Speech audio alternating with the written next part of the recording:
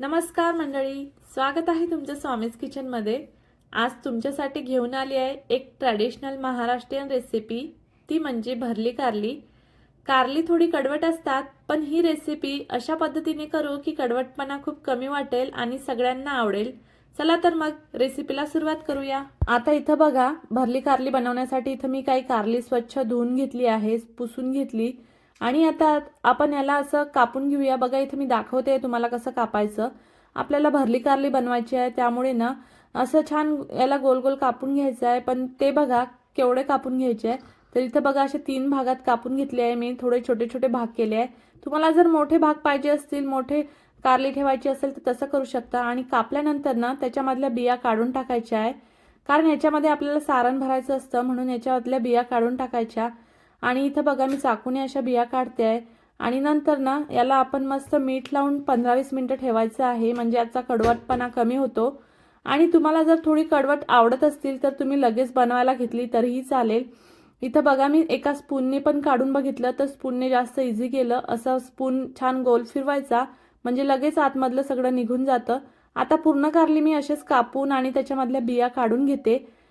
एक सांगू का, लहानपणी मला पण कारली अजिबात आवडायची नाही, पण ना आई असं छान मस्त भरली कारली बनवायची ना, त्यामुळे मला कारल्याची भाजी आवडायला लागली आणि आता तर मला खूप आवडते। आता इथं बघा मी सर्व कारल्यांना असं मीठ लावून घेते आणि साईडला ठेवते 15-20 मिनिटं। त्यामुळे ना या कारलीचा कडवटपणा पण कमी होतो आणि टेस्ट पण बॅलन्स होते।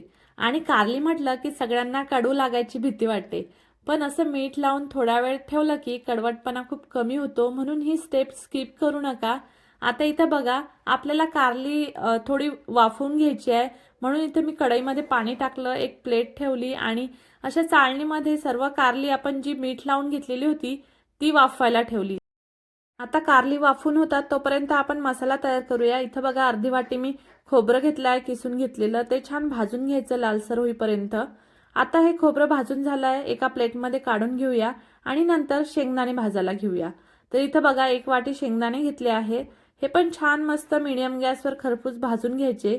आणि इथं बघा शेंगदाणे आता भाजताना एक लक्षात ठेवायचं, घाई करायची नाही, नाहीतर मसाल्याला जळलेला वास लागतो जास्त जर भाजली गेली तर। म्हणून मीडियम गॅसवर छान खरपूस भाजायची, त्यामुळे मसाल्याला पण छान टेस्ट येते। आता इथं खोबरं आणि शेंगदाणे भाजून झाली आहे, आता आपण मिक्सरला वाटायला घेऊया। तर इथं बघा मी काही कढीपत्त्याची पानं घेतली आहे, जिरं घेतलं आहे, लसूण घेतला आहे आणि कोथिंबीर घेतली आहे। आता हे सगळं आपण मिक्सरला वाटून घेऊया, पण त्यामध्ये ना थोडी हळद घालायची, तिखट घालायचं आणि मीठ घालायचं, धने पावडर घालायची, जिरे पावडर घालायची आणि गरम मसाला थोडासा घालायचा, नाही घातला तरीही चालेल। आता हे सगळं मिक्सरला वाटून घेतलं। आता इथं बघा मसाला छान तयार झाला आहे आपला। आता कारली बघूया झाली का। तर इथं बघा इथं मी बघते आता कारली झाली का वाफून। तर इथं मस्त कारली वाफवली आहे। आता याच्यामध्ये असे काळी किंवा असं चाकू टोचून बघायचा, लगेच गेला म्हणजे आपली कारली छान वाफवली आहे। कारली वाफवून घेतल्यामुळे ना कडवटपणा पण कमी होतो आणि नंतर शिजायला पण कमी वेळ लागतो। आणि लक्षात ठेवायचं की मसाला मिक्सरला वाटताना ना अजिबात पाणी घालायचं नाही, फक्त शेंगदाणे आणि असाच कोरडा मसाला वाटून घ्यायचा आहे, पाणी एक थेंब सुद्धा घालायचं नाही आहे। आता इथं बघा मसाला मस्त मी या कारल्यामध्ये भरते आहे, भरपूर मसाला असा भरायचा, त्यामुळे भाजी खूप छान लागते।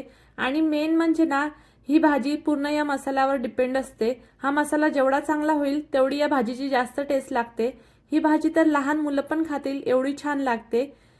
एक छान टिप्स सांगते, कारली आधी 5-7 मिनिटं वाफवून घेतली ना, म्हणजे ती छान सॉफ्ट होतात आणि मसाला भरला की छान ॲब्झॉर्ब होतो त्याच्यामध्ये, म्हणून कारली छान वाफवून घ्यायची आधी। आता इथं बघा पूर्ण कारल्यांमध्ये मी मसाला भरून घेतला। आता इथे एक पॅन ठेवला आहे, त्याच्यात मस्त तेल टाकलं आहे भरपूर, 5-6 चमचे तेल टाकायचं भरपूर, या भाजीला थोडं तेल जास्त लागतं। आणि ही सर्व भरून घेतलेली कारली याच्यामध्ये ठेवते आहे। तर इथं बघा अशी पूर्ण कारली पॅनमध्ये ठेवून घ्यायची। आता ही कारली छान हळूहळू होऊ द्यायची, कारण ऑलरेडी सॉफ्ट आहेत, म्हणून आता फक्त छान कलर आणि टेस्ट येण्यासाठी परतते आहे। तर इथं छान दोन्ही बाजूनी परतून घ्यायचं आणि वरून असा उरलेला जो मसाला असतो ना तो असा घालायचा आणि झाकण ठेवून एक वाफ काढून घ्यायची। थोडं मीठ पण घातलं आहे इथं मी। आता इथं बघा मस्त झाकण ठेवून वाफ काढून घेते आहे. मध्ये याला परत एका दुसऱ्या साईडनी परतून घ्यायचं, म्हणजे दोन्ही बाजूनी छान परतून घ्यायचं. त्यामुळे ना सर्व बाजूनी छान भाजली जातात आणि नंतर आपली कारली पण छान टेस्टला लागतात.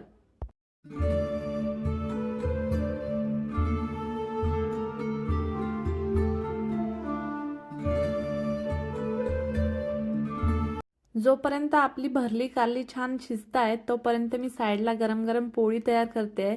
आणि कारली आणि पोळी हे कॉम्बिनेशन एकदम परफेक्ट लागतं. इथं बघा छान असा सॉफ्ट असा गोळा म्हणून घेतला आहे. आता याच्या मस्त पोळी बनवते. असा एक गोळा घ्यायचा आणि नंतर याला छान तेल लावायचं. इथं बघा मी 3 पदरी पोळी करते आहे. असं थोडं लाटून घ्यायचं, नंतर याला तेल लावायचं आणि पोळी छान लाटून घ्यायची. तर हे बघा ही पोळी ना खूप सॉफ्ट होते आणि एकदम मस्त लागते भाजीसोबत खायला. तर आता छान गोल लाटून घेते आहे आणि लाटताना एक लक्षात ठेवायचं, आधी पूर्ण काठ साईडनी लाटून घ्यायचं, म्हणजे काठ जाडे राहत नाही आणि नंतर मध्ये लाटायचं. तर इथं बघा की छान पोळी बनवते आहे. घरात भाजी बनवली की पोळी तर हवीच ना, म्हणून मी आता फ्रेश पोळी लाटून घेते आहे. तुम्हाला सुद्धा फ्रेश पोळी आवडते का, म्हणजे अशी गरम पोळी आवडते का? तर इथं बघा आपली पोळी लाटून झाली आहे आणि काठ पण बघा असे बारीक ठेवायचे मस्त. आता छान भाजून घ्यायची. पोळीला जास्त फास्ट उलटायचं नाही, थोडंसं थांबून उलटायचं आणि वरून असं तेल किंवा तूप लावायचं. त्यामुळे एकदम मस्त नरम पोळी होते आणि टेस्ट पण छान लागते. बघा आपली पोळी किती छान फुलली आहे. अशी गरम गरम पोळी भाजीसोबत सर्व केली की टेस्ट पण अजून छान लागते. आणि मला कमेंटमध्ये नक्की सांगा, तुम्हाला भरली कारली भाकरीसोबत आवडते की पोळीसोबत? मला तर गरम पोळीसोबत खूप आवडते. आणि इथं बघा आपली कारली पण छान वाफवली आहेत, मस्त शिजली आहे कारली. दोन्ही बाजूनी छान करपूस भाजली गेली आहेत. आता आपण सर्व करायला घेऊया. बघा आपली भरली कारली एकदम मस्त तयार झाली आहे. ही भाजी भाकरी पोळी किंवा वरण भात सोबत खूप छान लागते. एकदा नक्की ट्राय करा आणि मला कमेंटमध्ये सांगा तुम्हाला कशी वाटली. आणि व्हिडिओ आवडला असेल तर लाईक करा, शेअर करा आणि सबस्क्राईब करा चॅनल.